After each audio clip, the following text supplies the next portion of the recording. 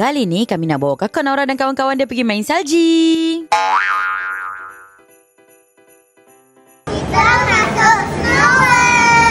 Masuk je entrance Snow World, hampa akan dapat baju sejuk, glove dan cover shoes. Pastikan kalau hampa nak masuk sini, hampa kena pakai kasut tau. Masuk je dekat dalam, terus kakak Nora baring. Dah lama sangat dia mengidam nak buat macam ni. Lagi seronok lah dia masuk sini sebab dia bawa kawan-kawan dia sekali. Suhu dalam ni memang sejuk sangat sebab pakai baju sejuk pun rasa macam tak cukup. Kami ingatkan dalam ni kecil, rupanya besar weh. Macam-macam aktiviti ada. Kan dah sampai, takkanlah tak try pula. Kami pun naik juga slide ni.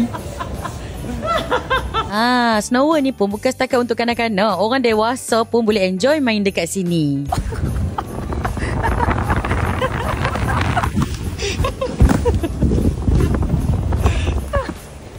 Kalau ada anak kecil pula jangan risau sebab parents pun boleh naik sekali dengan anak. Untuk hampa yang nak rasa main salji, bolehlah ajak family hampa atau kawan-kawan hampa datang ke Snow World Genting Highland.